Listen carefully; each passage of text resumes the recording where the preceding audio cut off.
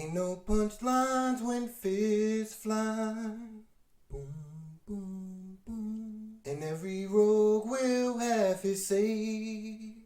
Boom, boom, boom. Ain't no punchlines when fists fly. And they fly like kites on string. 'Cause every rogue has come to play. Yeah, every rogue has come to play. I know,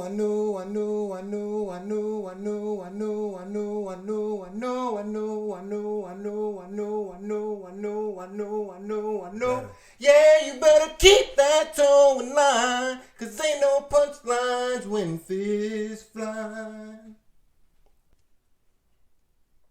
Hello. This is me and my friend Pete, the podcast that explores all things The Amazing Spider-Man. I'm your host, the mighty monologuing motormouth Gerald. If this is your first time with us, welcome. If it isn't, welcome back. This week, we're running through 41 big pages of The Amazing Spider-Man's first ever annual.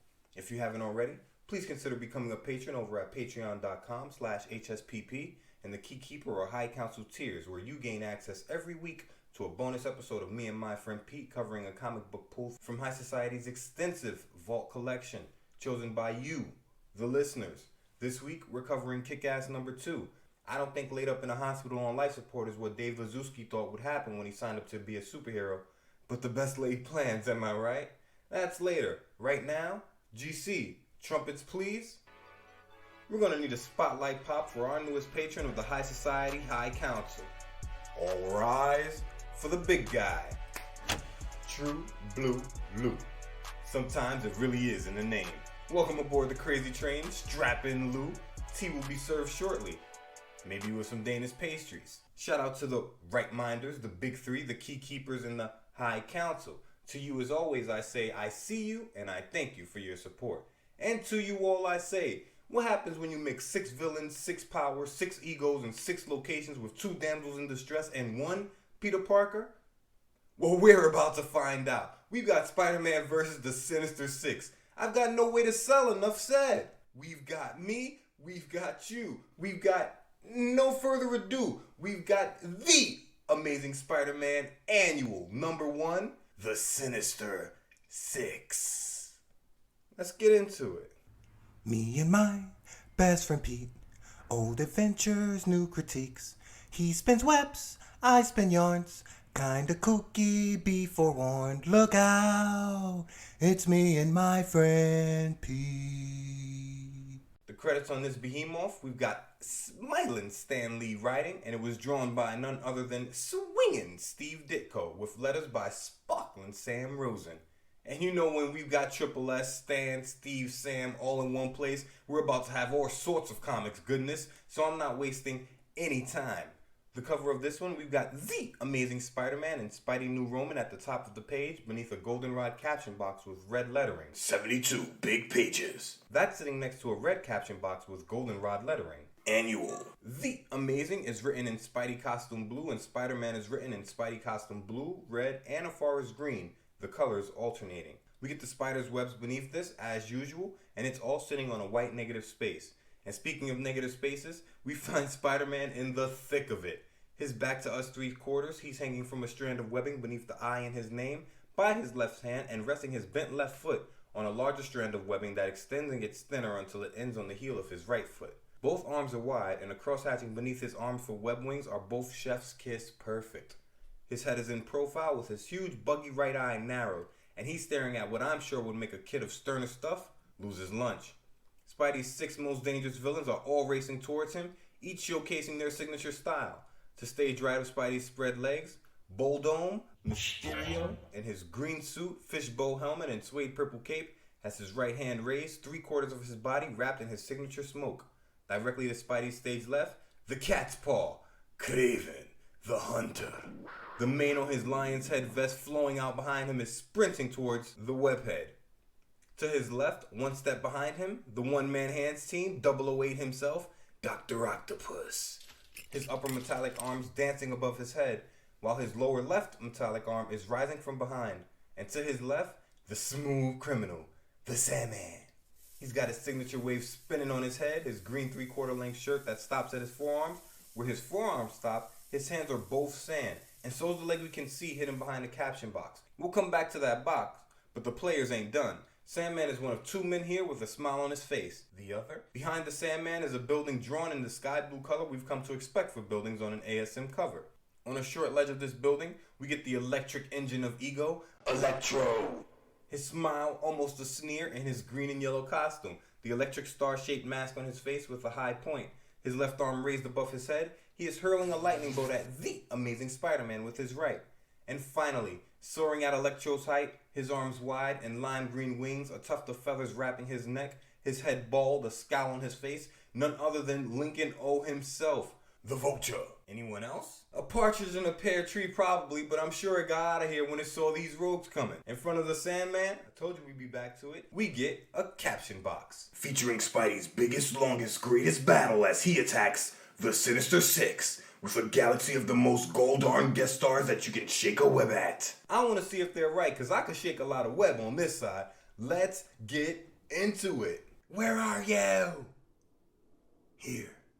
This section is usually reserved for the weekly bonus episode, but a lot's happened since Pete first burst onto the scene on August 10th, 1962, so I say we recap the first 15 issues in the mightiest of motor mouths manner. Give me 60 seconds on the clock.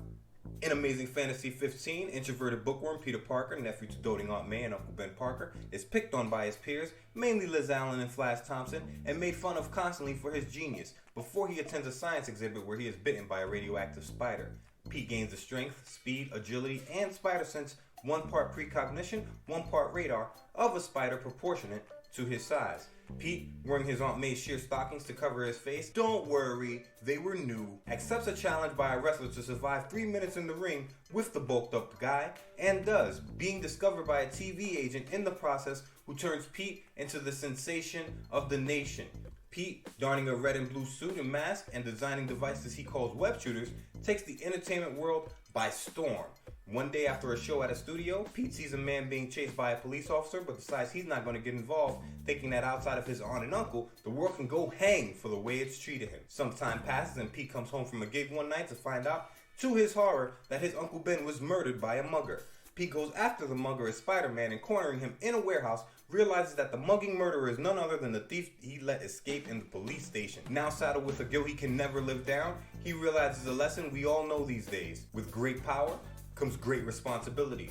And boy does the kid get responsible. In issue 1, he saves the life of the son of his greatest antagonist, J. Jonah Jameson, hunts for a job with the Fantastic Four to help his aunt with bills, and takes on Super Spy with style to match, the Chameleon. He survives a murder attempt by the Vulture, and saves the planet from the Tinkerer and aliens in issue 2, while becoming a freelance photographer for J. Jonah Jameson's Daily Bugle newspaper.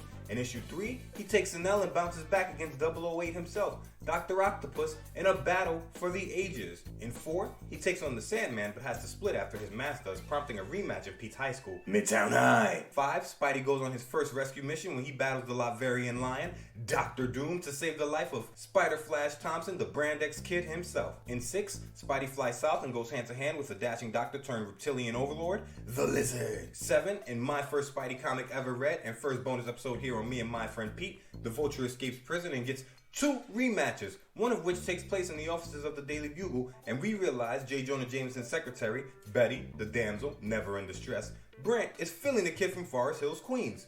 In issue 8, we get 2 stories and 3 fights as Pete goes one-on-one with the cock of the walk Flash Thompson, and Spidey takes on the Living Brain in the first story before going one-on-one with Johnny the Human Torch in a battle that forces us to put some respect on the Long Island Fireball's name, and he ain't gonna say it no more. 9, Pete's Aunt May needs surgery, Pete and Betty bond over the hardship of this, and Max Dillon bursts onto the scene as Electro with a prison break plan in reverse.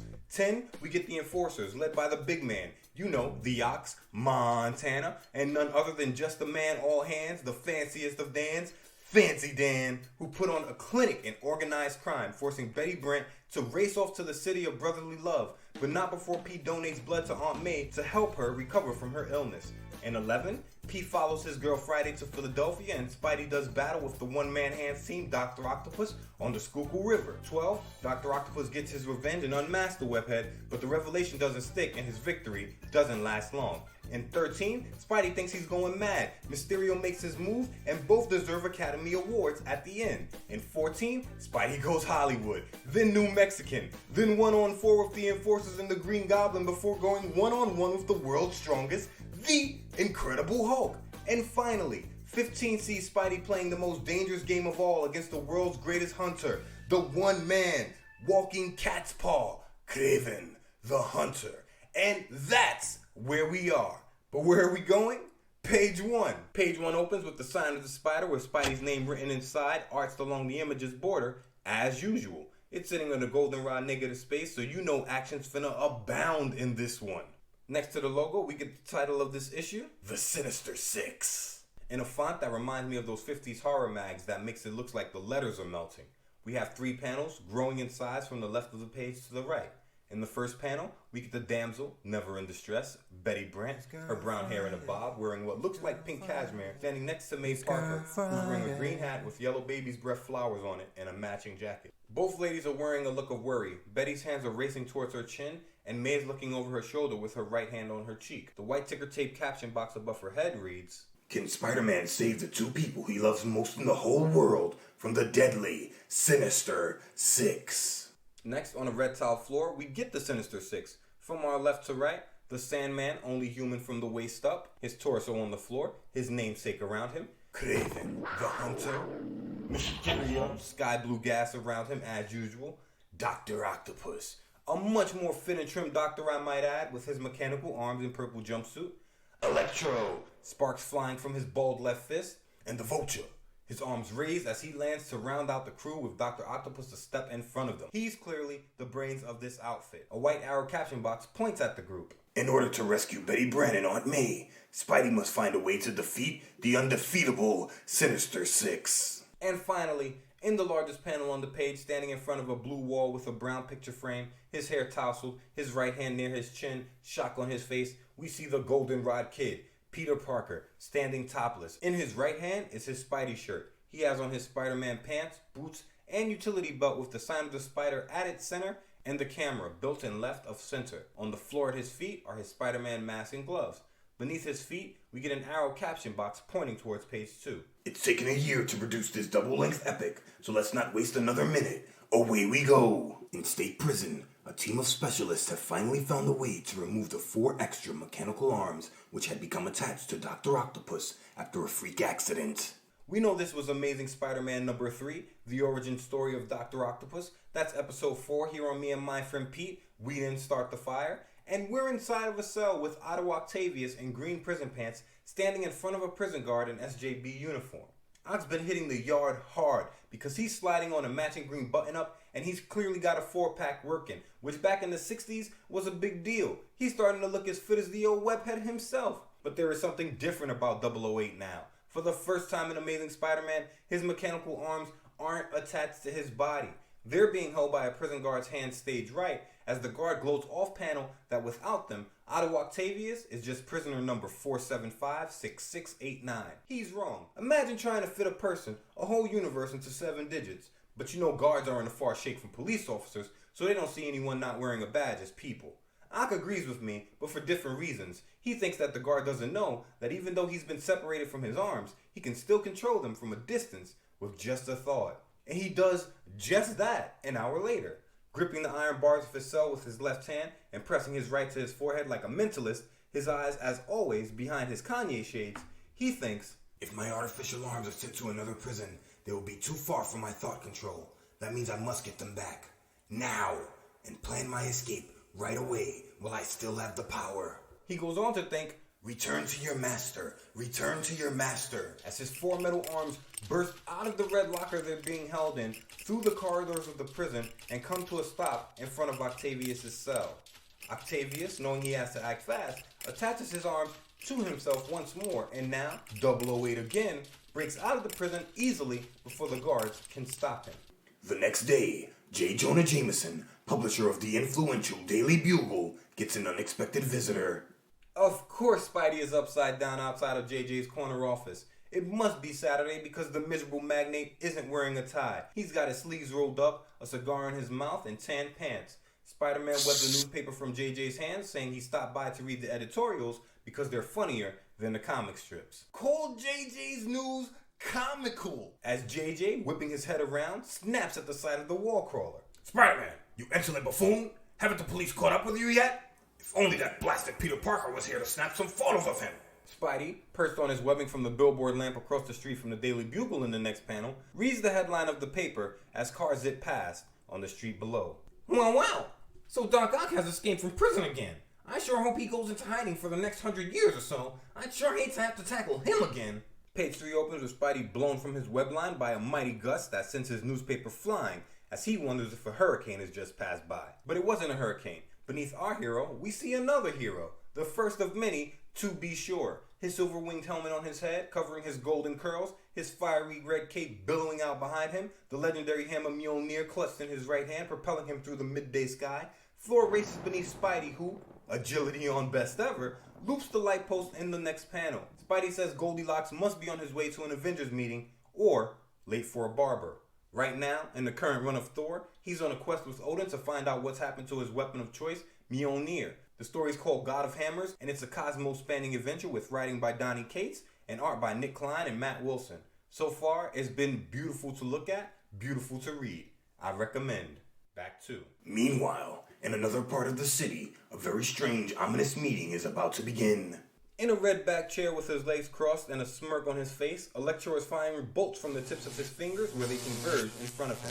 Sitting on the arm of the chair comfortably, his mechanical arms doing their own thing as always, is Dr. Octopus, while behind him, Kraven the Hunter stands. Electro says Electro doesn't like to be kept waiting, so he's been doing this villainy business long enough to where he's referring to himself in the third person now. Octopus says be patient because he's not going to start until everyone arrives, when the door bursts open and Mysterio, dramatic as ever, enters the room in a shroud of smoke with his right arm raised. Mysterio doesn't say a word, just strolls across the room and stands behind Kraven, as Octopus says they're waiting for 2 more people. Electro, never able to see the forest for the trees, jumps from his chair in the next panel, and his right fist balled, says, Look, if none of us was able to defeat Spider-Man before, what makes you think we can do it now? Kraven chimes in, saying they all lost individually, there's no way they'll all lose together. Doc Ock, lighting a cigarette, says Kraven is right, and he's devised a foolproof plan. I mean, just 2 of them would give Spidey more arachnocardio than he could handle, and Ock's got 4 men now, and 2 more on the way. Foolproof sounds like an understatement.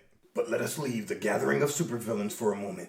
The next day, on a street in Forest Hills, Peter Parker's spider sense detects something frightening about a passing stranger. And the Goldenrod Kid in his SJB blazer, golden vest and red tie, is looking over his shoulder at a white man whose face is in shadow, wearing a brown fedora, tan jacket, and brown pants. Pete's in half man, half amazing Pete Rock mode as his spider sense too. He thinks he should follow this guy to figure out why his spidey sense is buzzing so hard when an annoying, familiar voice calls out to him.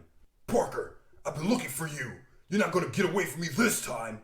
And Flash, fashion on, pretty good. We're not haters on this side. Thompson, in a green sweater and tan pants, speed walks towards Pete, flanked by Bowtie Kid from last issue in a gray suit and pink bow tie, wearing a smirk on his lips. If he's smirking, he's probably put a battery in Flash's back. And he has. Flash is screaming. I saw you walking home from school with Liz yesterday. In the final panel, Bowtie and a kid in yellow egging him on, Flash assumes the Fighting Irish boxing stance and gets right to business. I'm through warning you to keep away from my girl now, puny Parker. It's time you learned a lesson you'll understand. Liz doesn't belong to anyone Allen, keeps showing through her actions she's not tied down to Flash, but Flash ain't getting it. Pete, not even bothering to raise his hands because he knows the Brand X Kid can't touch him, calls Flash a bird brain and a meathead and says the only lesson Flash could teach is one of stupidity before telling the cock of the walk to get lost. Flash throws a wicked straight punch screaming, "You asked for it!" to open page 4, and he leaned into it. But Pete gets slow with his best ever agility, and we get a great panel of him dodging with a look of annoyance on his face. Unbothered. Well, slightly annoyed. And because Pete has the most successful Marvel comic book of all time,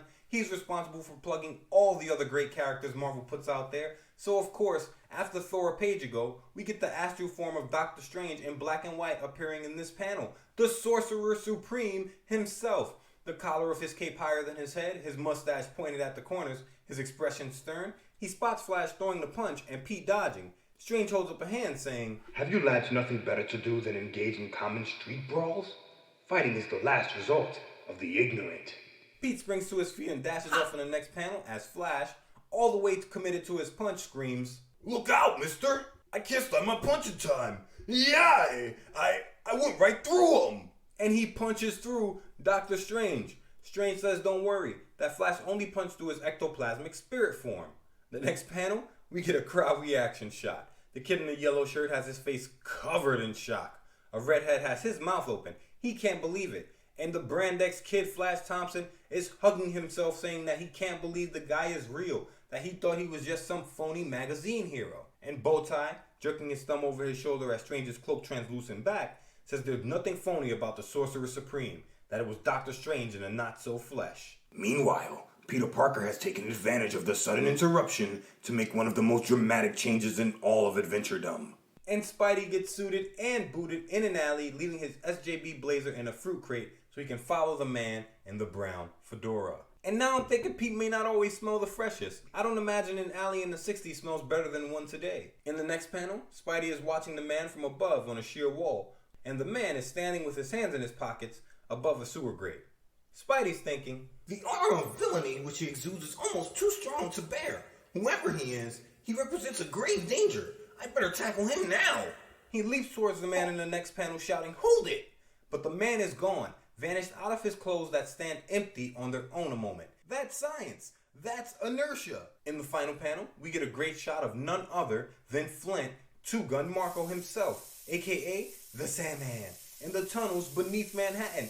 He was in the jacket and pants above ground. That's why Spidey's spider sense was going off. Sandman, reconstituting his body in the tunnel, thinks, "That was close, but the Sandman can't stop to fight Spider-Man now. I'm late for the urgent meeting with Dr. Octopus called." Octopus has the Sandman involved. Spidey descends into the sewers upside down on a web line to open page 5, using his Spidey sense as a guide, but thinks the guy has too much of a head start, so Spidey doesn't know which way to go. He calls off his search and, grabbing his bundle of clothes from the alley, web swings home. When he gets there next panel, he notices a light on in the attic and wonders what Aunt May would be doing there. Eavesdropping as is his way, he lands on his house and peers into the attic in the next panel and spots May, who's sitting on a bench in a green full-length dress in front of a purple and brown chest. The chest is open and we get a glimpse of a smoking pipe, a picture in a frame, and other assorted items. May has a purple framed picture in her right hand and a white handkerchief to her eyes on her left. She's hunched over and clearly crying. Spidey thinks, "I hate to see her weep this way. I guess you never really got over Uncle Ben's death at the hands of that burglar months ago." Turning from the window with a heavy heart, Spider-Man walks aimlessly along the rooftops, lost in his own gloomy thoughts. And Spidey, his shoulders hunched, his head down, walks along the ledge of a building high above the city. In the 2 years since Spidey's been bitten by the spider, 2 years? Yeah, that was August 10th, 62. We're in October, 64. Back 2. In the 2 years Spidey's been bitten by the spider, we haven't seen him think about Uncle Ben on page since. But now, after seeing May grieving, Pete laments his father figure's loss. Sitting on a chimney stack with his head down, he thinks of his uncle, and we get a great memory caption box of Ben, May, and Pete in a museum together. It's a big deal in the 1960s to step out into a museum, so we get all three dressed to the nines. May in green with a Sunday hat, Pete in his SJB blazer, a red tie, and orange vest, and Ben, where you think the kid got the style flair from, Parker? Ben's in the three-piece royal purple suit with a checkered brown tie. He has his hand on Pete's shoulder and he's pointing to an animal bust with a smile, giving Pete the signs as May looks on with them. All three are smiling. With this image in his mind, Spider-Man thinks, "He was always so good to me. Such a real pal. We went everywhere. He loved me like his own son. He wanted me to be someone." In the final panel, we get another flashback to that moment that will live forever from the first Infinity page in Spidey Comics history, page 8 of Amazing Fantasy number 15. Spidey, his street clothes draped over his forearm, stands idly by as a sandy-haired man races past him, a police officer on his tail, screaming for somebody to stop the guy. Spidey doesn't. Spidey thinks, "Why should I butt in?" On page 6, Spidey, right hand covering his face, his left clenched into a fist, breaks down, sobbing as his memory shows a guy in a green cap, brown jacket, holding a pistol in Pete's home. "If only I had known. If I could have somehow guessed that the very man whom I allowed to pass me would be the burglar who was later to murder Uncle Ben. Why hadn't I stopped him? Why? Why?" He stands up from the chimney and on the edge of the ledge in the next panel thinks that no matter what he does, he'll never live that moment down. He thinks, "Sometimes I hate my Spider-Man powers. Sometimes I wish I were just like any normal teenager. If only it had never happened. And Cosmic and Comic Timing ask, oh yeah? Before Spidey, the most sure-footed superhero of all time, trips from the ledge of the building in the next panel.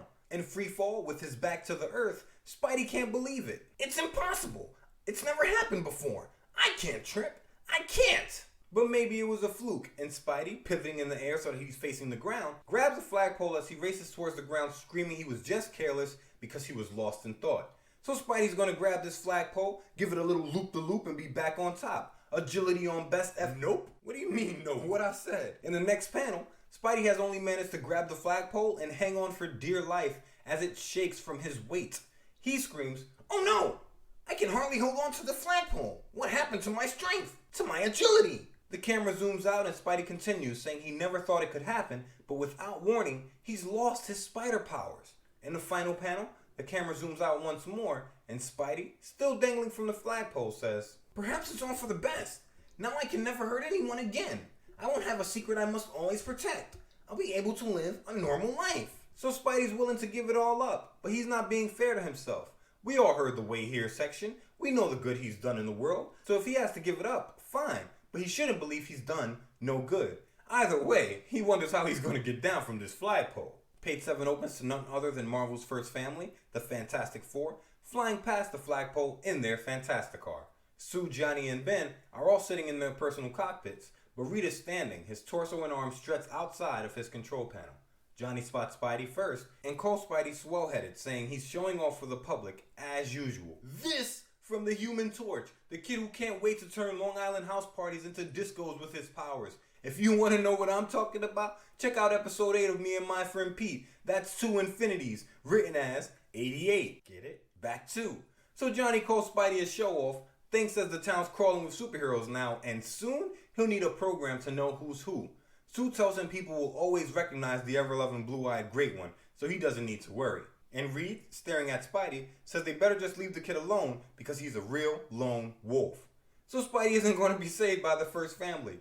He shimmies toward the base of the flagpole in the next panel and manages to grab onto the building and pull himself up, saying they must have thought he was clowning as usual. He makes it onto the ledge and his back pressed against the sheer wall of the building. On his knees, his hands pressed against the building, he tells himself not to look down and to keep pushing forward. And that's just a good life lesson right there in and of itself. Don't look down. Keep pushing forward. Finally, after a suspenseful few minutes, the costumed teenager reaches an open window, and then... And I think for the first time ever in a Spidey comic, we see the Golden Liability using the stairs. My, how the mighty have fallen. He bolts towards the exit door at the bottom of the landing and out onto the street. In the next panel, Spidey is struggling to get back home. He's on his knees, a finger pressed to his lips to keep the gray dog staring at him quiet, behind a fence, where 2 men stand in front of it, talking casually. Spidey's thinking, "But I mustn't be seen. Without my spider powers, it would be too easy for someone to trap me and succeed in unmasking me." The caption box in the next panel tells us it took Spider-Man an hour to get home, a journey normally less than 3 minutes for the old webhead. He gets changed and in his Goldenrod Kid outfit, greets Aunt May, who's wearing her apron and pulling a pie from the oven. She tells Pete he looks pale, and Pete says it may be because he's studying too hard. May tells Pete to go lay down and that she'll bring his dinner up to him when it's ready. Pete thanks her and heads up the staircase in the next panel thinking, "After today, I'll never have to keep the truth from her again. No more deception as Spider-Man." And in the final panel, Pete takes the eternal pose of the angsty teenager. Laying on his bed, his arms behind his head, beneath his pillow, one leg bent over the side, the other straight, Pete thinks he always wanted his powers gone and wonders what he's going to do now that they are. So Pete, all those jokes over the last 2 years about not wanting the power were actually his truth and quips. He really has been out here helping people because he can, and not for the thrill as he once wondered. Selflessness because he had great power, and you already know the rest. We turn the page and we're on The Infinity Page. Page 8. Just in time to witness the Vulture burst onto the scene in Dr. Octopus's hideout, rounding out the assemblage of villains, and I wouldn't be surprised if the Vulture circled overhead and waited to make sure he was the last person to arrive. Lincoln O. Vulture is second to none in his mind. Octopus says the meeting can begin immediately and that this moment will be a turning point in all their careers. But to be fair, Octopus thought his Philly job would be a turning point too. That's issue number 11 of ASM, literally titled Turning Point in the Comics. You can hear that story here in episode 11. What If Bennett was definitely in it. Back 2. In the next panel, everybody chimes in. Skip the dramatic speeches, Octopus. Just state the plan. Whatever the plan is, Sandman is for it. I can't wait to pay Spider-Man back. We all have a score to settle with the elusive Spider-Man. He defeated me twice. This will be different. The third victory will be mine. We can't beat him with words. Let's band together and attack him. Now! But Electro knows an outright attack won't guarantee that Spidey will stay and fight, as the villains move their conversation to a red table. So we get some red table talk. Shout out to Jada Pinkett Smith. Electro says even if they all attack Spidey together, the webhead is too fast and will find a way to escape. Mysterio says maybe you're right, but there has to be a way to get him to fight. Dr. Octopus, I can't get over how jacked this man has become, hidden awaits for revenge. He holds up his right fist, places his left hand on the table, and pounds the tabletop with L2. Brief reminder. Here on Me and My Friend Pete, we call the metal arms just below Oc's real arms the ones. The arms below those, the twos. And we break them down into left and right. So L2 is the lower metallic arm on the left side of his body. Back 2. Ock pounds the table with L2 saying of course there's a way to beat him. That's why 008 called the meeting. He tells them all to be quiet so he can explain, but there are too many egos in the room for that. Vulture says they should all attack at once, proving he hasn't been listening to anyone in the room because Mysterio already said that and Electro already said why that wouldn't work. Lincoln O ain't here to listen. Sandman says he doesn't need help from these guys, that he already knows all Spidey's tricks and he can beat the webhead alone. Before Kraven says he doesn't hunt in packs and he'll get his victory solo. Vulture talks sense to open the next panel. But he's beaten all of you in the past. Why take needless chances? He's beaten all of them, huh, Vulture? All of them? He beat you too, sir. Twice.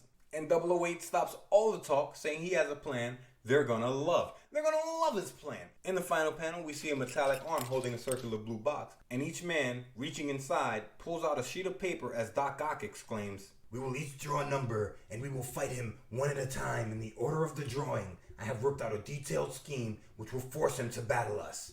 Now draw. Octopus, his metallic arms whipping around him in excitement to open page 9, continues.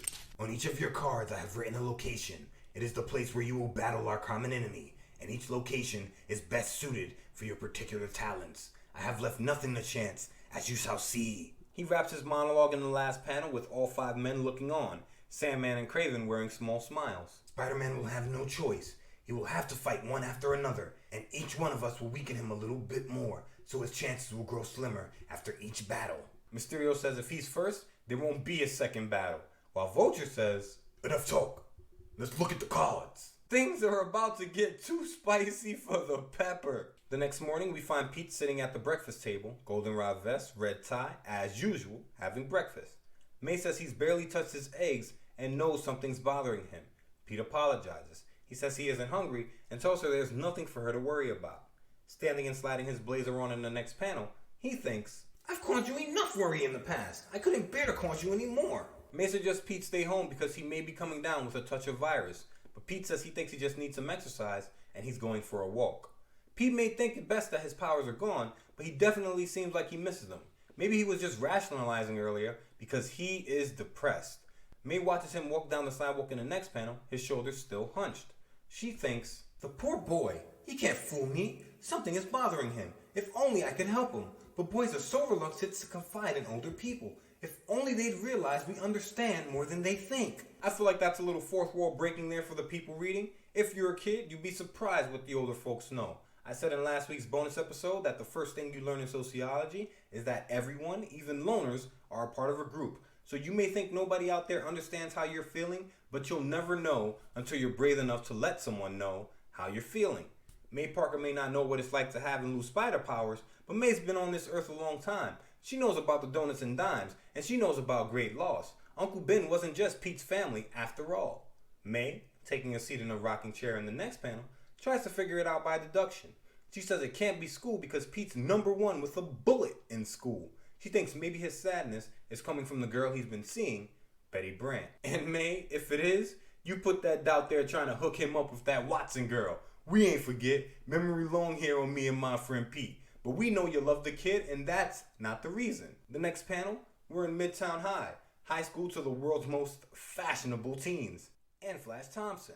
It's a packed classroom, but one seat is empty. A redhead in a blue long-sleeve shirt wonders aloud where Peter Parker is. Bowtie agrees, stating the obvious while staring at Pete's assigned seat. And Bruni, in a light brown shirt, replies that it must be something important because it's the first day of school Pete's missed. I told y'all, Aunt May like my nana. You ain't dead, you going to school. You gotta be in it to win it. She knows. But in the final panel, we see Flash, fashion on, mediocre at best, in a green turtleneck and brown khakis, smiling with his eyes closed and a smug look on his face, his arm draped on the back of his chair.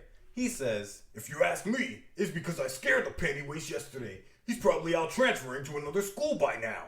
While Liz Allen, her temper as fiery as the red blouse she's wearing, shouts, "Flash Thompson, I don't believe you! You couldn't!" from her seat behind Flash. Page then opens with Flash turning around in his seat to face Liz, both his hands open like, "Da welp," as he continues. "Sure I could, Dollface. I knew you really didn't want Puny Parker bothering you, but you were too soft-hearted to tell him so." Flash hears what he wants to hear, because Liz tells him to leave her alone all the time, and he never does, but thinks he's some hero for bullying Pete and getting him to leave her alone when she never asks Flash to do that.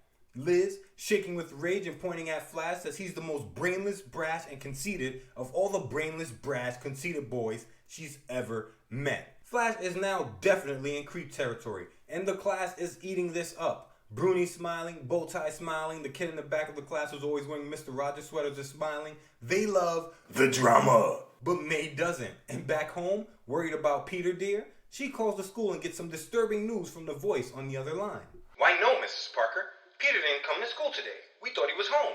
With you." And May thinks Pete's never played hooky before, and she's sure that this has something to do with Betty Brant. But May's all the way wrong. Pete's walk has led him to the Parker docks, where his depression over losing his powers is still settling over him. Hands in pockets, head down, he thinks he has to go back to a normal, everyday life, so he has to quit being a freelance photographer because he won't be able to get the pics he usually does without his Spider-Man powers. In the next panel, as three men sprint past him in the opposite direction, Pete thinks he can finally get the courage to tell Betty he's Spider-Man because it won't do any harm now, while the three men scream, "Hey, look! Do you see what I see? Wow, I never expected to see them in real life. Hey, let's get a better look at them." And we see what all the commotion is about as a crowd of people surround Giant Man in his red and blue costume. He's grown 10 feet tall and stopped in front of a car filled with a gang of criminals. The Berber gang out of line on the docks. Beside Giant Man, we see the Wasp in her shrunken form.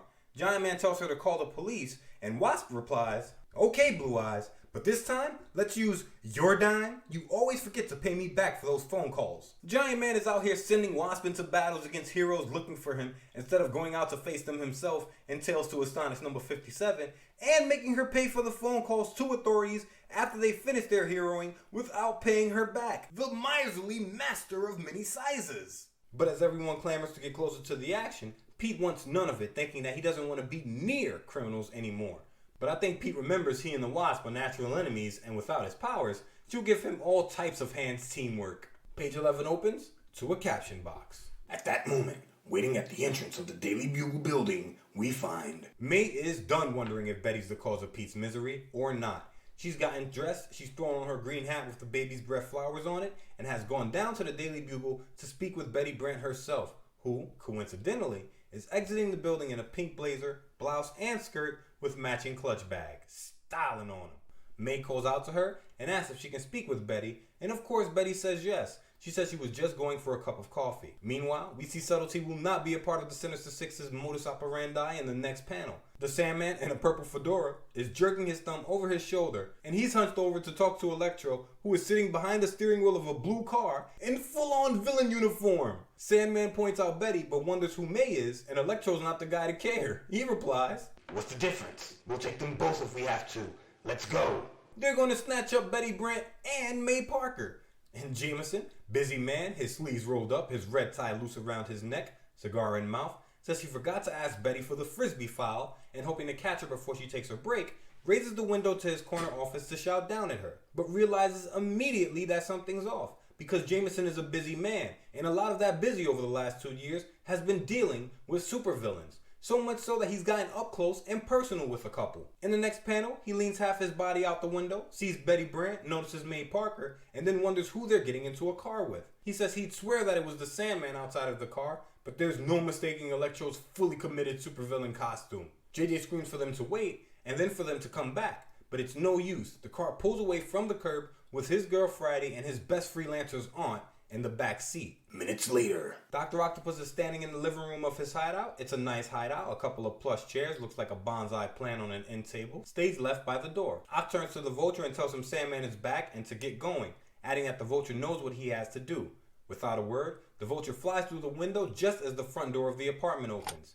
Betty and May are led into the swanky bachelor's pad by the Sandman, who tosses his hat onto the floor as he enters. My man lived on the lam for months, from Maine to Mexico. Maine to Mexico. Sandman could care less about a hat hook. I'm throwing his hat wherever I want. Who gonna stop me? I'm the Sandman. Nobody gonna stop that man. Ock, always making time for the niceties, with the ladies, tells Betty he's been expecting her and asks who the charming lady with her is. Sandman says she's Peter Parker's aunt. Betty, the damsel never in distress, has had more interactions with Dr. Octopus than anyone, and after the death of her brother, she's over being afraid of 008. Holding May's hand, she asks why the doctor has brought her here, and May is oblivious. She says, a doctor? How nice! Such a charming, soft-spoken gentleman. In the next panel, Betty tries to hit May to the game, saying not to let the man's looks deceive her, but May be a bit smitten with the world's former #1 research expert in atomic science. She tells Betty that they shouldn't be prejudiced just because the man has a problem with his arms. Octopus asks them to sit and says he's going to have his associates bring them refreshments. Smooth with it. In the final panel, Pete's raced to the Daily Bugle after receiving a call from JJ, who's pacing his office back and forth, his tie swinging, cigar smoke puffing from his lips. The man is worried. Pete, standing behind him, says, I got your call, Mr. Jameson. You say you think you saw my aunt get into a car with Betty Brant and Sandman and Electro? It doesn't sound possible. And JJ replies, okay, big brain, so it's impossible. So you tell me where your aunt and my secretary disappeared to. Like, I'm not crazy, kid. I was up close and personal with Electro. I know what I saw. I'm a busy man. I don't got time to waste being wrong. Before Pete has time to reply, the Vulture swoops outside of JJ's corner office to open page 12 with a message for the old webhead. I have a message for Spider-Man. The Sinister Six has captured Betty Brant. If he wants her, he'll have to come and get her. JJ, suddenly forgetting what business he's in, asks the Vulture how he's supposed to tell Spider-Man. Vulture replies, put a notice in your paper. He's sure to read it. Tell him he must go to the Stark Electric plant, building number 4. Stark Electric plant number 4 is of course owned by Tony Stark and Stark Industries. So this is the first of many instances that Iron Man's presence in the universe is used to add to the webhead's woes, but it's not the last. Fun fact, I don't like Iron Man in Marvel Comics at all. But that's a story for another day. Maybe one more day. Back to Pete, listening to the exchange, thinks the Sinister Six snatched up Betty because Spider-Man has proven he'll fight for her twice before in past Spidey tales, and the Sinister Six are thinking the third time's the charm. Pete stares at his hands dejected in the next panel, wondering what he can possibly do without his powers. Vulture tells Jameson to make sure Spidey gets the message, or he's going to hold the newspaper magnate personally responsible. And JJ still finds time to be petty, saying, I printed in my paper, like you asked, but I can't even swear that he knows how to read. And Jameson knows the Golden Liability knows how to read. The Golden Liability stops by at least once a week to steal a paper directly from his hands. Vulture flies off, and JJ, busy man, gets way past busy enough right away. Grabbing the receiver of the phone on his desk, he starts punching numbers, shouting, my next edition won't be out for hours. Maybe I can notify Spider-Man faster by contacting some of the other costume clowns in town. They probably all belong to the same club. Operator, give me the Fantastic Four. How should I know? Look in the phone book. Yeah, JJ, use that power and privilege. While Pete, looking distressed in the foreground with a hand on his forehead, thinks that the shock of being in this situation could be dangerous for May. He thinks he's got to do something. But what? Then, across town, in the world's most famous skyscraper headquarters, the Fantastic Four are working on one of Reed's experiments when the phone rings. Reed stretches his right arm and head past the other members of his team to answer it. Someone asks if they've seen Spider-Man, and Reed says not since yesterday when he was on Madison Avenue hanging from a flagpole before getting annoyed. How do I know what he was doing on a flagpole? And Benji chimes in. If someone's looking for Spider-Man, try the Avengers. Those cornballs are always keeping tabs on everybody. In the final panel, word spreading quick, Read FaceTimes? Yeah, FaceTimes. This is comic books, baby. The future is always in the past in comic books before it becomes the present. Get it? Fun fact, true story, ankle bracelets that the ex-imprisoned wear were created after a guy got the idea from the Spider-Man comic strip that ran nationally in newspapers from January 3rd, 1977 to March 23rd, 2019. So Amazing Spider-Man in real-world newspapers is responsible for real-world ankle bracelets that monitor human beings. I've added a link to an article of the judge who was inspired and brought the police surveillance equipment to life. Note, the villains were using the monitor in the story, not the heroes, and I don't think much has changed outside of that. Back to. So, Snoops Richards FaceTimes the Avengers and speaks to none other than the living embodiment of everything right with this country, Captain America, who is standing in a Captain Morgan pose. And Cap says he's never even met the Golden Liability, and none of the other Avengers are at the base right now, so he can't even ask them. JJ was not messing around. I don't know if he's in good with the Fantastic Four's press agent, but I assume so, because the First Family is pulling out all the stops. On page 13, the Human Torch is skywriting all around New York, even going so far as Salem, Westchester, and we get a great panel of the team dedicated to defending a world that fears and hates them, the X-Men. They're in the Danger Room training when Angel spots the skywriting. He points it out to the rest of the team, but Charles Xavier says for them to ignore it because it isn't their problem. Meanwhile, we get two panels that tell you everything you need to know about Peter Parker, Spider-Man, the Goldenrod Kid, Golden Liability, or anything else you want to call him. In the first, Pete has his Spider-Man costume laid out on his bed. Staring down at it, he's contemplating. Ditko is working because I can see the gears turning in my man Pete's head. The caption box reads, Meanwhile, as others seek him all over town, the real Spider-Man in the person of Peter Parker does some bitter soul searching at home. Having lost my spider powers, I wouldn't stand a chance against any of my old foes, let alone 6 of them. But I can't sit back and do nothing, not with Betty and Aunt May in the hands of my most dangerous enemies. I've gotta show myself, for their sake. He strips out of his clothes in between panels and we catch him throwing his Spidey shirt on in the next. This panel is reminiscent of his first night out as Spider-Man the Vigilante way back in Amazing Fantasy 15. But here, he doesn't have any powers, only grit and that great responsibility. He finishes his monologue from the last panel. And if this is to be my finish, at least I'll face it, like a man. We should all be so brave. In the next panel, Spidey, agility on, no way, nada, zilch, zippo. We get it. Crawls beneath the gate of Stark Industries Electric Plant number 4, wondering what's in store for him. He enters the power plant and strides forward, his eyes on the dynamo above him, where a lone figure in green and yellow stands waiting. Spidey shouts, Electro! And Electro replies, Welcome, Spider-Man. So we meet again. The camera pulls in tight on the electric engine of Ego in the next panel. He's gripping the guardrail of the catwalk with his left hand and holding a card in his right. He says the card will tell Spidey the next step on his journey to save Betty Brant, but goes on to say Spidey will have to beat him to get it. In the final panel, Electro from off panel screams, And as you can see, I selected a battle site perfectly suited for my electric powers. So, let the joust begin. Before hurling a bolt of electricity at Spidey, who barely dodges it, screaming for Electro to stop. The bolt cracks the floor beneath Spidey's feet, and he's hurled backwards, landing with his back against the wall of the plant to open page 14. A split second later, a startling realization dawns upon the amazing teenager. Spidey thinks, I'm still alive. I dodged this bolt. But nobody without superpowers can do that.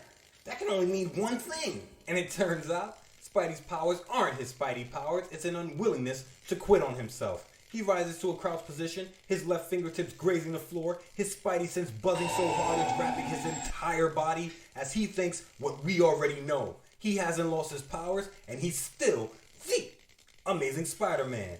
And we got action. Electro hurls a bolt at Spidey, who, agility on, best you've ever seen, leaps out of the way and onto a sheer wall before hopping from that wall a split second later as another electric bolt flies towards him. Spidey tells Electro not to go away, that he'll be with the man in a moment, and leaps onto a small platform, then off of it and over a banister on the catwalk in the next panel, as a bolt whizzes past him from behind. Spidey shouts that Electro's fast, but he's faster, and hurls a giant chunk of machinery at the Ego engine in the next panel, but Electro cuts the block in half easily with a bolt hot enough to melt it. He says he doesn't need speed with the power he possesses, and he's right. One bolt connects with Spidey the way Electro's pitching them right now, and the webhead's finished. In the final panel, a beautiful panel in pink negative space, Electro, standing on his platform, a dynamo on either side of him, raises his arms, screaming. And in a place like this, I can recharge myself, increasing my power with each passing second. His power level over 9,000, Electro's hurling bolts that are destroying the plant. There's marble flying, there's granite in the air, there's dust, and Spidey's dodging through it all fearlessly, thinking that now that he's got his powers back, nothing can scare him, as if his fear matters. What a humble hero. Spidey backflips onto a pillar out of Electro's view in the next panel, as Electro destroys the base of the thing with another shot of electricity. He's drawing power straight from the conduits now, and every toss of lightning is eating through scenery. Spidey, hiding upside down behind the pillar, thinks, At least I know that I've now got a fighting chance, and that's all I've ever asked of life. "You hear this guy? That's New York. That's the underdog from Forest Hill, Queens. That's the Amazing Spider-Man. I tell everybody the same thing. Let me in the ground floor and I bet you I won't leave where I started. Wonder where I got that from. Back to. And just in time for Spidey to get sciencey. He finds a large spool of copper wire in purple casing and ties the wire around both his ankles, keeping it attached to the spool, thinking, There, that does it. By grounding myself properly, even if he connects with one of his electric bolts, the force should go harmlessly through me. The next panel, Spidey stands and aims for the main power switch across the power plant on the ground floor from his spot on the catwalk, thinking that if he can hit the switch and turn it off, he'll weaken Electro greatly. Does Spidey get the hit? Of course he gets the hit, before scaling a pillar towards the roof in the next panel.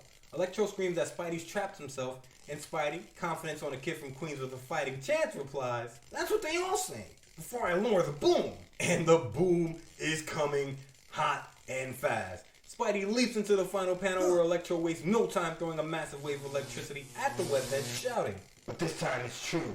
I've been saving my strongest bolt for you, and here it is. By the way Spidey's left eye is twitch closed, I know the electricity coursing through him doesn't tickle, but Spidey didn't get this far not being able to take his lumps. Thinking his Spidey sense, he rockets towards Mysterio and onto page 16 where he shouts, And now, you high voltage heel, I'll give you something to talk about when you wake up back in your cell. You can tell all the other cons how it feels to be on the receiving end of a knockout punch by your friendly neighborhood Spider-Man. And we get a beautiful splash page of Spidey, electricity coursing all around him in shades of yellow, red, and orange, cracking the high voltage heel across the jaw. And I know, by the way Electro's eyes are closed and his lip curled in a painful sneer and his chin towards the ceiling, the worst position you ever want to be in a fight, that Spidey's made sure to put a little extra behind that Sunday punch, that little lunch. Page 17 opens with Spidey grabbing a card, showing the location of his next opponent from Electro's unconscious body, both men still smoking from the electricity Electro was cooking up. Spidey thinks he better get out of here when he hears the sound of iron clanging. In the next panel, Spidey exits the plant and, clinging to a sheer wall, spots none other than Marvel's resident know-it-all, know-nothing, Iron Man. Better late than never. No. Yikes. Back to. Iron Man wants to know what's going on here. Spidey, spraying a web line and leaping from the sheer wall, says he doesn't have time to explain, but that Iron Man will find a reluctant guest inside near the main dynamo. Meanwhile, J. Jonah Jameson grows more worried by the minute. JJ, a look of fear on his face, is in a panel holding a receiver to his ear. The panel's cut in half diagonally by phone electricity as he talks to Sue Storm on the other end of the line with Benji in the background. JJ says that if they don't find Spider-Man, there's no telling what the Sinister Six will do to him. And Sue tells him to call the police, but she's gotta know, if it ain't Joe and Tomas, police have no power outside of intimidating the people they should be serving. Benji says, Tell that nut to hang up. This ain't the Missing Persons Bureau. Jameson, knowing he received useless information, hangs up the phone and exits his office, pulling the door closed behind him. He spots a couple of his editors, one with sandy hair and a light orange shirt wearing pink lens shades, the other in a black vest and red bow tie. And Jameson starts tirading right away. I'm expecting a visitor later. See that I'm not disturbed, and I better not find out you're goofing off while I'm in there. Understand? The man came out of his office just to blow off steam on his subordinates. Sandy says, yes sir, Mr. Jameson, but Bowtie, scowling, thinks, Go fry your head, you old skinflint. what the great Nipsey Hussle spit once, there's some ish you gonna think and there's some ish you gonna say. Clearly Bowtie doesn't have the heart to say it, so that's just another yes sir. In the final panel, Spidey is touching down across the bay from none other than Corona Park, Queens, site of the 1964 World's Fair. The New York World's Fair ran from April 22nd to October 18th of 1964, then a year later for the same amount of time, but starting and ending a day earlier. This annual was released on October 1st of 64 So Spidey is about to get into it in the shadow of quite possibly the greatest event to ever occur in the borough of Queens. Page 18 opens to Spidey in the clearing in a long horizontal panel. He's standing stage left, slightly crouched. Behind him, large green bushes sit. In front of him, stage right, a brown rock juts from the earth. Off panel, stage right, we hear a whistle before a large leopard appears from the bushes and another mounts the large brown rock. Spidey thinks the sound of the whistle can only mean one thing. The cat's paw is on the prowl. Spidey screams, "Kraven, the hunter!" From off panel, in the next panel, as the self-proclaimed king of the jungle emerges from the overgrowth beside the leopard there. It's a beautiful panel, and the leopard, snarling and baring its fangs, its eyes emerald green, advances towards Spidey slowly, a step in front of the hunter. Kraven, his lion's mane billowing around his shoulders, is wearing a snarl matching the leopard's as he says, "So, Spider-Man, we meet again, and this time the hunter shall get his prey with the aid of my two little pets." Little. Spider-Man's instantly surrounded as he thinks the big cats are about to attack him from all directions just before the leopard on its rocky perch leaps. In the final panel, Spidey leans forward preparing for the attack. His Spidey sense on fire. On stage left, the leopard is still leaping. On stage right, the leopard breaks into a hungry sprint. Spidey thinks he has to stop all three predators at once before thinking one of his many Silver Age catchphrases. Spider Powers, if I ever needed you, I need you now. Page 19 opens with a caption box. With every nerve tingling, every sense honed to a razor-sharp edge, the most amazing human fighting machine the world has ever known goes into action with dazzling speed and surging power. Not to mention agility on best ever. We get a gorgeous splash page that shows Spidey getting all types of agile. He hits the pouncing leopard with an open palm in the chest while slamming the sprinting leopard to the floor by the head with his right hand. Kraven closes in for his strike, his left fist raised, throwing a hook with his right, but Spidey's got two more limbs and leaping sideways at the same time, kicks Kraven's arm away with his left foot, easily screaming, "Missed me, all three of you. That does it, Kraven. You had your chance. With Spider-Man, there aren't any second tries." Paging Dr. Parker, paging Dr. Parker. And on page 20, Dr. Parker gets surgical. The three big cats kicking up dust. Kraven throws a left hook this time, but misses as Spidey leaps 6 feet straight in the air, webbing a leopard's mouth shut at the same time. And Kraven the lion hunter goes cowardly immediately, thinking he needs to make his escape. Spidey quips that he hopes he isn't making the man bored, before backflipping mid-leap in the next panel, dodging a swipe from the leopard with his maw webbed shut. And Kraven knows he's in too deep. He thinks, "What's he up to now? I've never seen anyone move so fast or fight so savagely. He's like a whirlwind unleashed." You gotta know y'all grabbed the two people highest on Spidey's list of responsibility. So the kid ain't come to play around, he only came to play. Spidey lands with his back to Kraven in the next panel on one foot, screaming, "You can't leave yet, Gunga Din. You still have something of mine." Gunga Din is a poem written in 1890 by Rudyard Kipling. Told from the perspective of a British soldier, it tells the story of a water carrier named Gunga Din who saves the narrator of the poem's life only to be killed by a bullet later on in the story. So I think Spidey's being ironic because Kraven isn't bringing nourishment at all. Kraven's trying to bring the pain and screams that if he ever gets his hands on Spidey, and Spidey, backflipping off of that same left foot into the next panel, says he'll worry about that when the day comes. The day? February 31st. Probably in the year of 19, never gonna happen. As Spidey, still mid-flip, reaches into the band of the startled Kraven's tiger stripe belt and pulls the card with the address of his next opponent on it out from the man's waist. Spidey lands in the next panel and breaks into a dead sprint away from Kraven's hunting party as Kraven sicks his leopards on the golden liability once more. Spidey, nowhere near being caught, screams, "You never give up, do you? I'll bet you're still wearing a Vote for Dewey button." Thomas Dewey was the governor from my great state of New York, who is probably most famous for losing to Harry S. Truman during the 1948 presidential election in one of the greatest political upsets in history. One of the most famous political photos of all time is of Harry S. Truman on the back of a train car holding a copy of the Chicago Daily Tribune published with the headline, "Dewey defeats Truman." Truman is said to have replied as the photo was being taken, "That ain't the way I heard it." The lesson there? Don't talk crap until you win. Back two. Spidey shoots a web line to the upper right corner of the final panel, and Webb swings away, brandishing his left fist, shouting that if Kraven has time to kill, he should see a good barber. He lands on a rooftop to open page 21, saying he feels like $1,000,000 and that he never lost his powers. It was all psychosemantic. brought on by a deep-rooted feeling of guilt due to Uncle Ben's death. The kid knows math, the kid knows science, the kid knows poetry, the kid knows psychology. Young savant, always be learning. But a circle of fire erupts around Spidey's feet as he lands. No worries, he flips out of it and into the next panel, when none other than Sifu Hot Rod himself comes flying towards him. Johnny the Human Torch has finally caught up with the webhead. He shouts, "Spider-Man, hold it, you jackrabbit! I want to talk to you!" But Spidey calls him a loudmouth and tells him to beat it because he's busy. The Torch shouts for Spidey to wait in the next panel, flying towards the webhead, who sprays a shot of webbing from his right hand beneath his left elbow, calling the Torch a flaming freak and saying that he doesn't have time for autographs.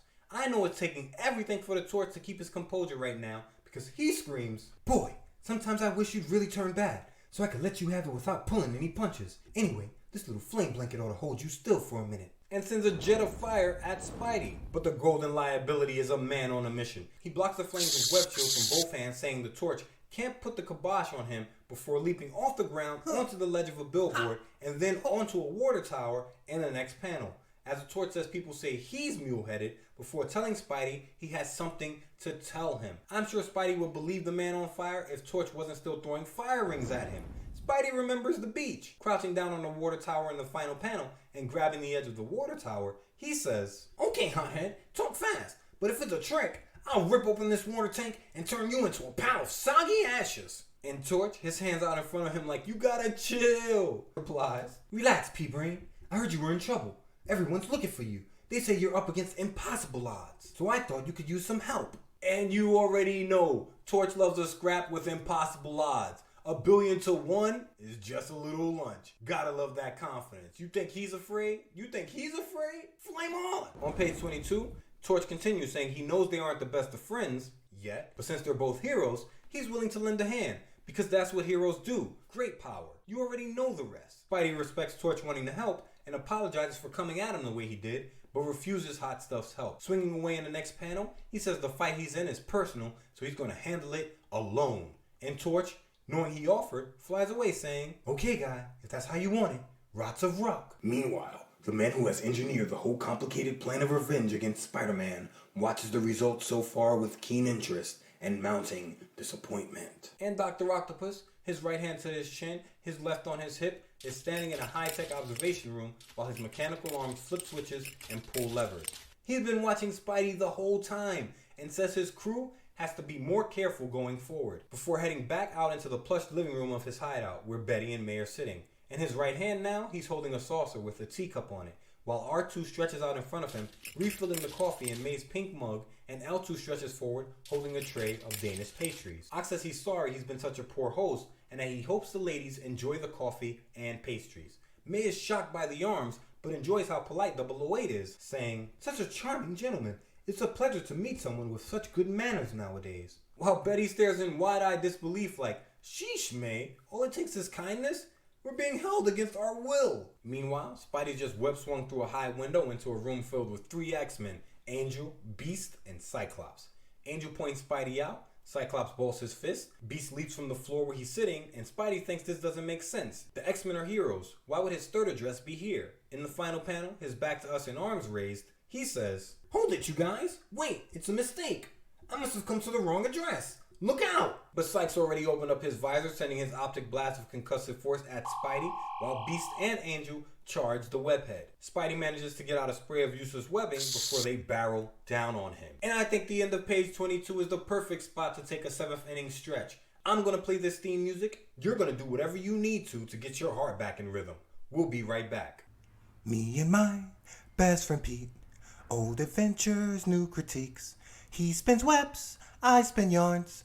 Kinda kooky, be forewarned. Look out, it's me and my friend Pete. 23 opens with Spider-Man leaping out of the way of a blast from Cyclops' eyes and lunging at Beast, striking the X-Men's most agile member on the back of the head with a right as he does. And the Beast explodes on impact, crumpling to the floor in a mass of metal and blue and yellow. Spidey realizes that these aren't the X-Men at all, but highly developed robots. The Android X-Men! Realizing this, Spidey doesn't hold back. Upside down in the next panel, he hits Angel so hard the android's wings come off and the android crumples lifeless to the floor. But Android Cyclops isn't falling so easy. In the next panel, we get a great shot of the android's head whipping in 5 different directions, spraying his concussive eye beams at Spidey as we look on from behind. Spidey proves that he's the best there is at what he does. What he does? Agility. Come on, you should always know the answer is agility. And he dodges every blast before webbing up the android's feet on a handstand in the next panel, yanking them from beneath it. The X-Men all downed, small fire springing up. Spidey leaps towards a seemingly metal wall in the next panel, his Spidey sense ablaze as he thinks,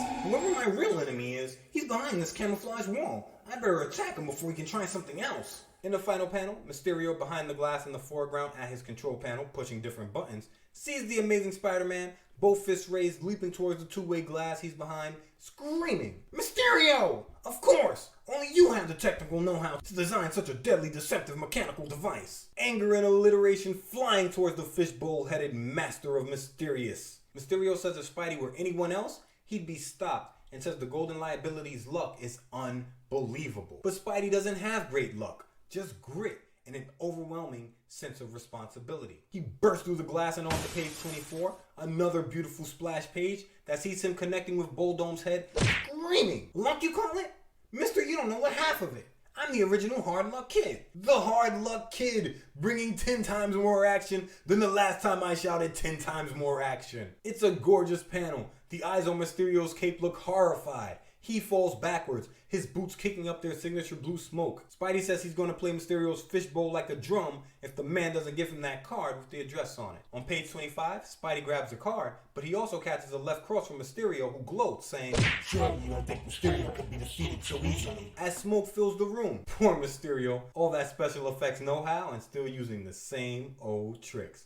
Spidey leaps headfirst into the smoke in the next panel, saying nice try, but his Spidey sense is at peak levels today and the smoke won't save him. And he's right. In the next panel, Spidey throws a left uppercut into the smoke. We only see his hand, but judging from the action lines in the thick of the smoke, he's put Mysterio down. Spidey comes out of the smoke on the next panel, his Spidey sense still tingling, looking for the card with the next address on it, and gives a shout of fear. The card has landed on one of the spots Android Cyclops blasted trying to hit the elusive Spider-Man and is on fire. Quick note, for the listeners who are also fans of the X-Men, I know, Sykes beams are concussive force, not some sort of energy beams that start fires. I'm gonna no prize this and say the concussive force broke through the floor paneling and hit some switches and wires, and that sparked the fire. Either way, Spidey's gotta work quick if he wants to get the address. And he does. He sprays liquid webbing over the burning address card in the next panel, dousing the fire, and lifts it from the floor in the following, saying, "Now, when I peel away the paper, the imprint of the writing may somehow have been transferred onto my webbing." He's silly puttying this in the way that kids used to take a piece of silly putty, put it on a newspaper, and pull it back and the ink would come off.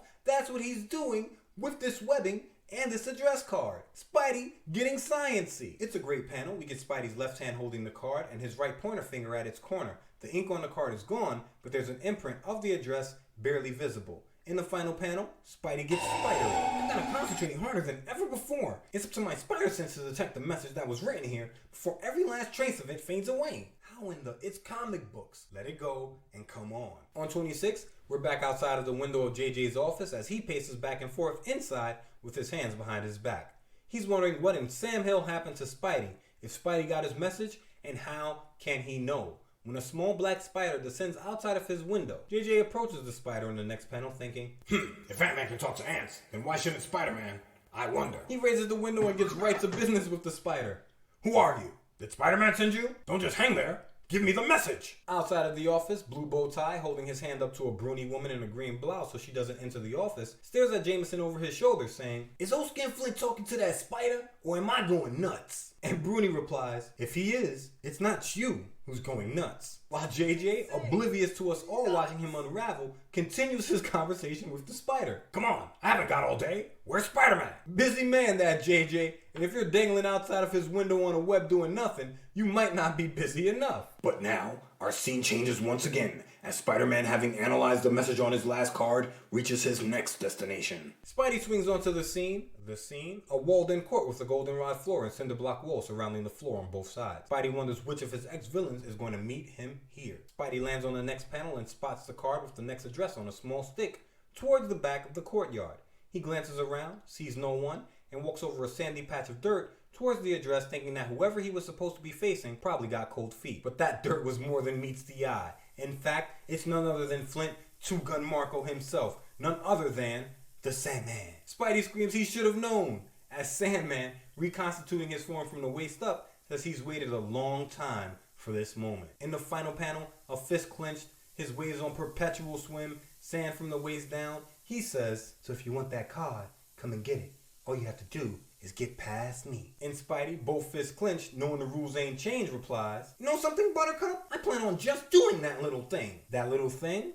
Another splash page to open page 27. My brush, please. Sandman has swelled up, as he often does, past his 6'1" frame, and every limb of him is sand. Sandman's left arm is one large sand tentacle wrapping around the cocked-back right wrist of the webhead. Sandman's right hand is all sand and massive, with his pointer and middle fingers raining sand down on Spidey's shoulder. 3/4 of him facing us on stage right. Spidey's left knee is bent and up off the floor, punching through Sandman's left thigh, which is all sand. His weight centered on his right foot. Spidey's throwing a vicious left foot that gives a loud whap that strikes Two-Gun across the jaw. It's a gorgeous splash page, and Spidey is talking his smack. "You're hoping me to beat you because you're such a show-off, Sandman. If you had remained in your sandy form, I wouldn't have been able to wallop you with all my spider strength, like this.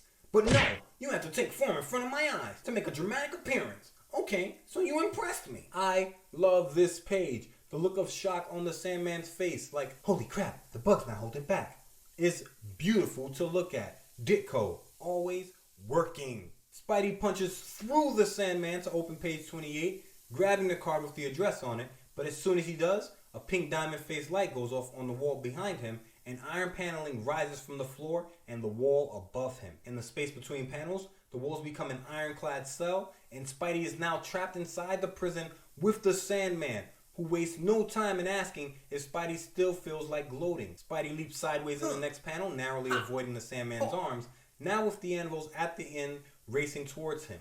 The left arm crashes above Spidey's head, the right between the webhead's legs, as Sandman decides to gloat. "I purposely allowed you to get the note, to let you think you'd won." In the next panel, he continues, his back to us, ramming another anvil arm into the wall behind Spidey's head. "And now, no matter how you try to dodge my blows, it's only a matter of time before I connect with you. You can't keep ducking forever." But then, surprisingly, the Sandman begins to slump forward, weakening as though on the verge of collapse. Sandman begins to wither right before Spidey's eyes as he says he can't breathe and needs air. Spidey, leaping over the crumpling Sandman, thinks he realizes what happened and starts monologuing as he picks the lock of the iron cell. "He needs a normal amount of air to breathe, but my spider strength allows me to hold my breath longer. All that power and no breath control? How sad." And by this time, J. Jonah Jameson has realized that spiders can't or won't talk, and so he's gone back to pacing. He hopes nobody saw him talking to that spider. "We did, JJ. We did." And strolling through his offices, he wonders aloud why all the desks are covered in newspapers from his competitors. In the next panel, a man in a purple bow tie and light blue button-up says it's the only way they could learn what was happening with Spider-Man.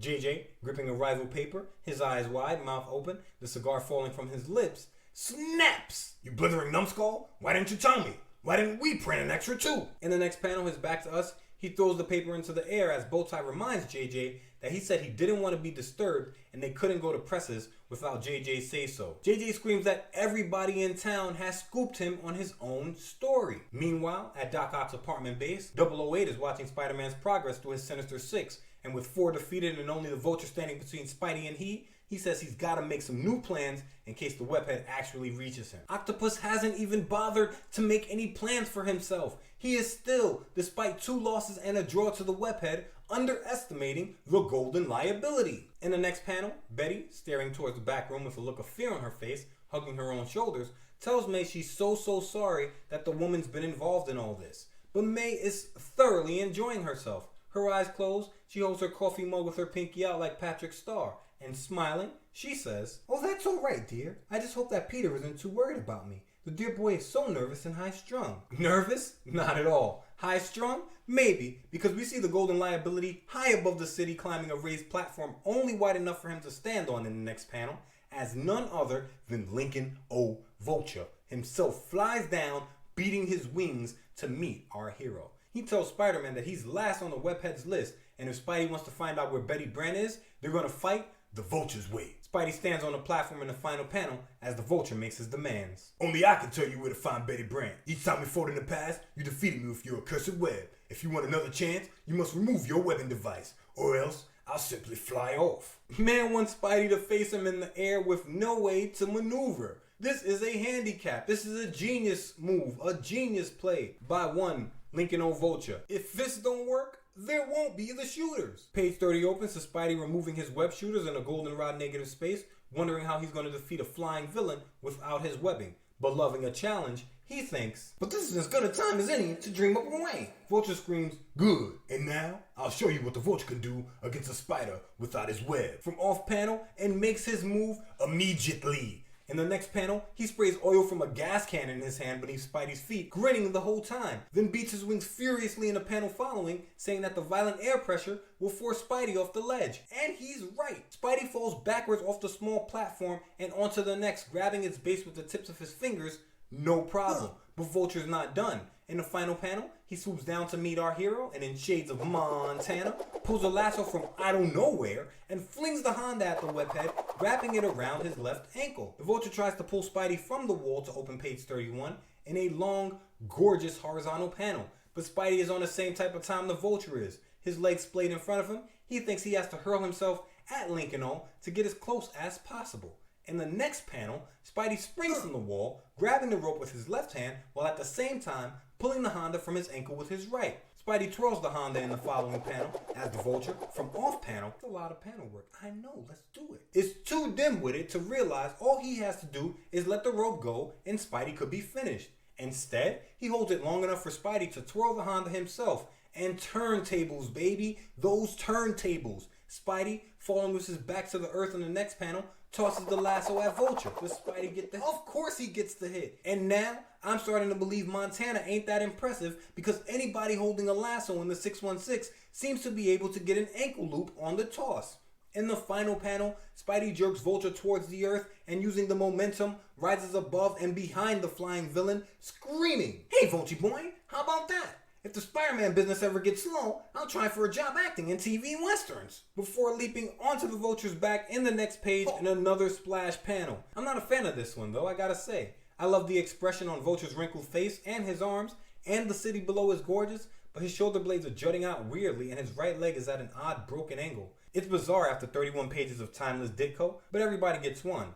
Either way, Spidey ain't worried about my thoughts on the matter. He's got an address to get. He screams, And now, you wing-flapping weasel, I'm gonna clip your pin feathers for you. Unless you tell me where to find Betty Brant, and I mean right now. Here? And Vulture knows he's licked. He won't fight. He says, Sure, I'll tell you. You'll never be able to leave the place alive anyway. And if you do, we'll meet again, Spider-Man. I'll see to that. This Vulture's been alive a long time. Vulture knows there's always another day. Vulture always takes his loss on the chin, saying, I'll get you next time, Spider-Man. Wagging a finger. May be true, Vulture, but you won't get him today. Spidey, riding the Vulture like a flying horse to open page 33, says that's fine with him. That our friendly neighborhood Spider-Man is always available for weddings, bar mitzvahs, and anywhere else Vulture wants to meet up again to scrap, before forcing the winged villain to fly him back to his web shooters. Exactly 60 seconds later. Spidey, his shooters back on his wrist, swings away from the Vulture, who he leaves webbed up on a flagpole, telling him to sit tight while Spidey goes bye-bye. But the Vulture isn't the only one whose thoughts are unprintable at that moment. Jameson is at his desk, going through it. Receiver in his left hand, his right massaging both his temples. The bad news keeps on coming. A brony woman in a dark brown sweater and blue skirt, flanked by two gray-haired men wearing all sorts of clashing colors, steps into the room saying the Bugle hasn't sold a paper in the past hour. Bat Newsy must be downstairs, stressed. But it's nothing compared to JJ. In response to the Daily Bugle not Dunder Mifflin, he says, Naturally, all the other papers have come out with Spider-Man extras, except us. Get out of here. Let me suffer in peace. We jump across town again, back to the hideout of Dr. Octopus, where Octopus, realizing there's nothing standing between him and the Golden Liability, takes his leave of Betty Brant and May Parker, saying he's expecting another visitor to arrive. When Betty asks what about them, Ock replies, Don't worry, Miss Brant. I'll be back. And I'm sure a chill runs up Betty's spine because we get a beautiful panel of her up close, her left hand on her cheek, her pinky hovering near her lips, as she asks May, in the background still smiling, what the woman thinks Octopus meant by that. May, halfway smitten with 008, says she doesn't know, but the man has the most charming manners and is so well spoken.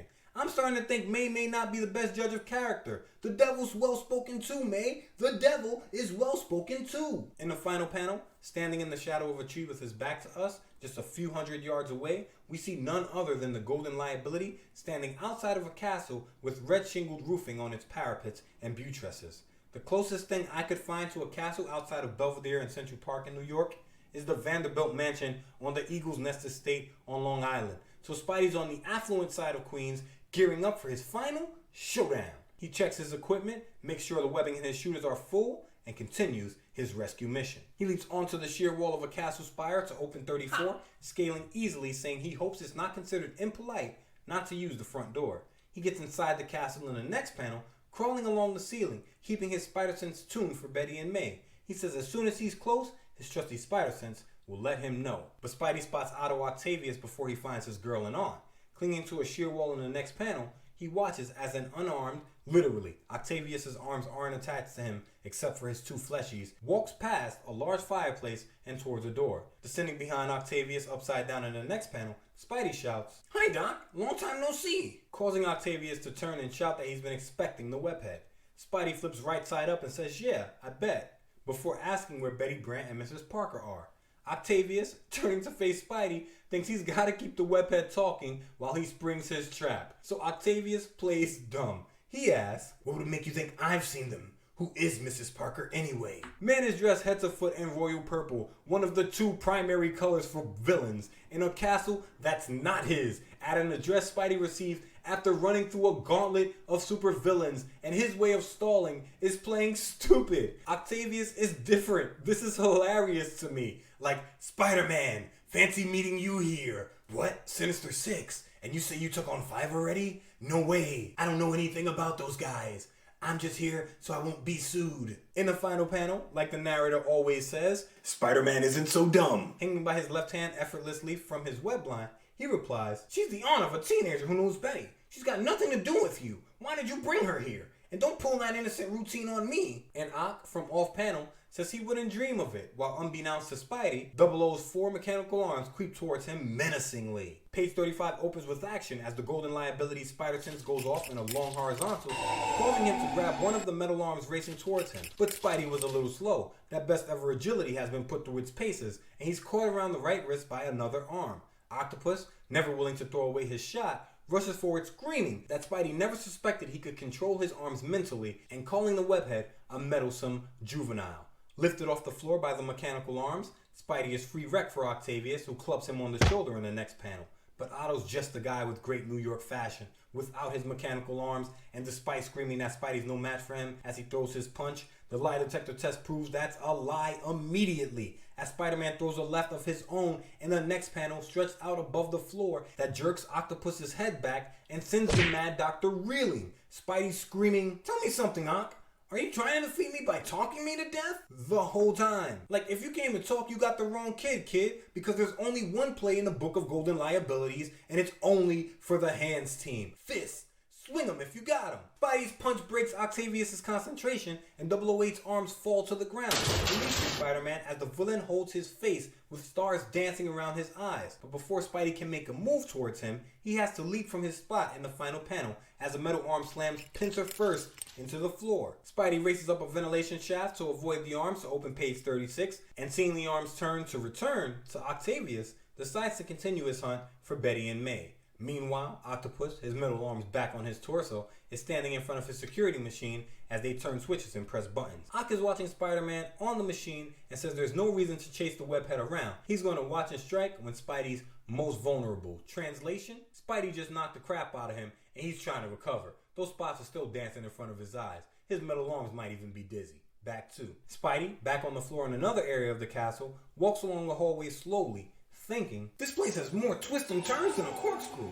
My spider sense is tingling, but I don't see anything wrong yet." But suddenly, a trapdoor opens beneath Spider-Man's feet, and a powerful blast of air from the ceiling forces him down before he can leap to safety. and Spidey tumbles through the trapdoor screaming, "Uh-oh, look out below!" He splashes into a pool of water thinking this would make an amazing movie serial with all these cliffhangers because there's a new one every minute. In the final panel, he ain't lying. Spidey's landed in a giant spherical vat of water, and he swims towards the edge to stare at Dr. Octopus, as we see Doc Ock getting suited and booted. He's stripped out of his purple jumpsuit, Timberlands, and Kanye shades, and into a purple diving wetsuit. Sliding a red diver's mask over his eyes, as his mechanical arms equip him with an aqua lung, he screams, And now, you insufferable nuisance, I'm going to defeat you in a manner most befitting my name. I shall join you in that giant fist bowl and attack you just as a real octopus would. the man is going full on octopus. And on 37, whew, do we reap the reward of his madness. This is most certainly a beautiful splash page, and in this one, we see Octopus in the background in his diver's gear, Bubbles spraying behind him as he swims towards Spidey from the top of the giant fish bowl. His arms racing towards the webhead, he screams, If you've any last words to utter, Spider-Man, say them now. Oh, I'm sorry. I forgot you can't hear me through my air mask. What a pity. I neglected to furnish one for you. The man is quipping. Spidey, the metal one's clutched in each hand, air bubbles streaming from his mouth, thinks that this jam is going to make all the others look like picnics in comparison. Well, you can't have a picnic without jam, so my money's still on Spidey. On 38, Spidey proves his agility is still best ever, even underwater, as we get a great panel of him swimming right in front of us, dodging Ock's arms, and from the trail of water streaming behind him, he swam above R2, beneath R1, and in a tight squeeze avoided the L's altogether, the whole time thinking, But I mustn't panic. Can't afford to lose. It's not just my life. I have Betty and Aunt May to think of. I've got to avoid those arms of his. courage under fire and calm in the chaos. The Amazing Spider-Man, and he is working right now. Spidey leaps out of the water thinking he has to come up to breathe, and Ock doesn't, so he has the advantage there, but dives back into the water fearlessly. Spidey can hold his breath for 4 minutes. He's got plenty of time, but not space, and in a large fist bowl, Ock's arms take up a lot of it. He grabs Spidey around the ankle and begins pulling the webhead towards him in the water from off panel by a metal arm. Spidey, his shoulders and head scraping against the bottom of the tank as Ock pulls him towards him, thinks what we know, that he can hold his breath longer than any other human being, but not forever. So in a last-ditch effort to free himself, Spidey gets spidery. He dumps every last ounce of webbing in his wrist into the pool at once. Ock's metal arms fight to free themselves. Have you ever seen a fly in a spider's web? Yeah? Same rules apply. The more they struggle, the more tangled up they become. Spidey swims towards the edge of the bowl in the final panel, knowing that if he stays out of the way, Octopus is going to finish himself off. 39 opens to a caption box. Finally. And we see the most glamorous superhero in the whole world outside of the tank, as Dr. Octopus, a tangle of webbing, arms, and the feet are at the feet of Spidey, and Spidey explains to Dr. Octopus why the Sinister Six lost. You and my other little sparring partners ought to be real proud of yourselves. You practically handed me my victories on a silver platter. If you each hadn't been so anxious to get the credit for beating me alone and teamed up against me, you might have had a chance. And he's absolutely right. Every one of them swore they could take Spidey one-on-one. You know what group actually did manage to drop Spidey and get their rocks off? The Enforcers. You know why? Because they don't put their ego before the mission. Those three men have no powers, and they got a group jump on the webhead. It was amazing. Shout out to the Enforcers, the most sturdy gang in all of the Marvel Universe. Actually managed to drop the webhead. I still can't believe it. That's in Just Deserts, here on Me and My Friend Pete. The lesson here is simple. If you want to go fast, go alone. You want to go far? Call the Enforcers, they'll get you there. Spidey leaves Ock webbed up outside of the tank and using his Spidey sense, searches the castle for the loves in his life. He finds them after a bit in the next panel and forces the door open, asking the ladies if they're okay. Betty is ecstatic, the harrowing journey making her forget about her wish of never seeing the webhead again. She says, Spider-Man, oh thank heavens, that horrible Dr. Octopus kept saying you didn't have a chance. While Aunt May, for the first time all day, is in shock and afraid. Her hand to her mouth, she goes on a May Parker version of a tirade, shouting, So that's Spider-Man? What a perfectly ghastly outfit. He's so villainous looking. Not at all as pleasant as that well-mannered Dr. Octopus. I'm sure Dr. Octopus would never have entered that way without knocking. See how much you can get away with the niceties? Spidey, grabbing the door, makes the leave in the next panel saying he sent for the police and they should be here any moment. Betty, all smiles with a hand on the woman's shoulder, says to May that they're safe, as May says she doesn't understand any of what's happening. In the final panel, the three head to the entrance of the castle where a red squad car is waiting. May wonders if it's rude to leave without saying goodbye, as Betty thinks that she'd love to know who's under that Spidey mask. Oh, you know, Betty, but you don't know. That's your Tog, or your Shutterbug, or your Shutternutter. Wait, what? That's British, same thing. Stay on this side of the pond. Fine. That's your guy Peter Parker, and with a dash of best ever agility, he leaps away from the scene. Spidey races home knowing he has to beat May and Betty there so they don't suspect anything, and is racing outside of the house in his goldenrod vest and SJB pants to meet them in the next panel as they exit the police car they drove up in. Pete shouts he was so worried, but both ladies say they're fine. May says she met an interesting man. I guess she's not wrong. In the next panel, Pete says, "You mean you're not all shook up or anything?" And May scolds him about using slang, but she really does seem fine. Betty says May is a very unusual woman. May ain't never scared. I respect that. I'm starting to wonder what she and Ben got into as youngsters to make her so fearless now. In the next panel, they enter the house, May leading, and she says that she'll admit she was worried about Pete because he gets nervous being in the house alone. Pete reminds May that he was 5 years old when he felt that way, as Betty, smiling, says she needs to get back to work because Jameson must be wondering about her. But May's not hearing it. She's already heading towards the kitchen off panel in the next as she says, "Nonsense, dear. I'll get some cookies and milk and we'll all sit down for a few minutes and, oh heavens!" And Pete, neuroses, right away, whips his head around saying the shock of the day's events must be hitting her right now. He and Betty race into the den in the final panel to find May at the television set scowling. The only shock in her life right now is the realization that they missed the Beverly Hillbillies and she's been waiting all week. I always laugh at the success of that show, but I can laugh all I want. It was the bee's knees when it was released in 1962 and the #1 show on air for its first 2 seasons and lived in the top 20 for 8 of its 9. I'd say it was only so successful because of the times, but it still has 16 of its episodes on the list of most watched television episodes of all time. That's a hell of a feat because there were a lot less people and a lot less television sets from 1962 to 1971 when it was aired. The show received 7 Emmy nominations over its 274 episode run, but no wins.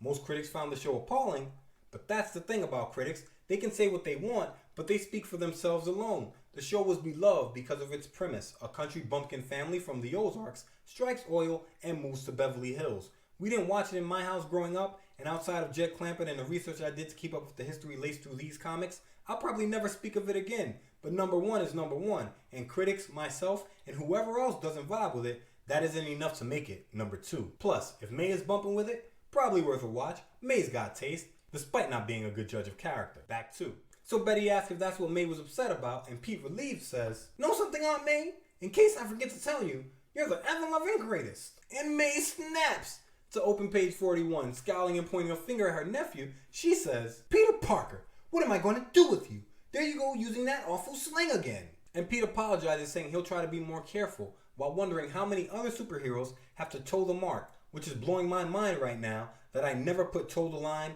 with the mark from On Your Mark, Get Set, Go. Learn something new every day. Go back to go forward, I always say. Back 2. May eases up in the next panel, saying she shouldn't pick on Pete because she's just happy to see him so happy again, and explains that that was the reason she went to see Betty. You already know Pete's thinking he's never going to frown around May again. He throws his arm over his 2 best gal's shoulders, saying that everything's fine now, and after they have those cookies, he's going to take Betty back to her office. Betty smiles at him, asking Pete if anyone ever told him that his nose wrinkles when he smiles, and May, smiling herself, says she thought she was the only one who noticed. Feel good feelings all around. You love to see it. But before we draw the final curtain on our sparkling little saga, let's take one last look at J. Jonah Jameson, who has known happier days. None other than Sifu Hot Rod himself, one Johnny the Human Torch, has flown up to the window of JJ's corner office, and he gets right to business. He knows JJ's a busy man, and he asks, "Heard from Spider-Man, Mr. Jameson? I want to congratulate him for beating the Sinister Six." And JJ, his Reed Richards hair a tousled mess, his shirt wrinkled, a cup of coffee in his hand, I'm sure the stink of defeat dripping from him, balls a fist and lets fly. "Get out of here! You costume freaks should be outlawed! Ever since Spider-Man entered my life, even my ulcers have ulcers." And if JJ thinks of defeat, the cell housing the Sinister Six at one police plaza must be downright ripe. In the presence of a guard on duty, with Spidey outside of their barred window watching them, his hands on his hips, golden lights shining around him, the 6 sit on the floor of the cell holding court. Octopus says, "Next time we tackle Spider-Man, we'll do it this way." But nobody's trying to hear it. Electro, unmasked, says, Ah, shut up. We're through taking orders from you. Sandman, the strongest and probably only sitting here because Spidey's just outside the window, sits with his legs crossed, his back to us and his head down, and he says, I still don't know how it happened.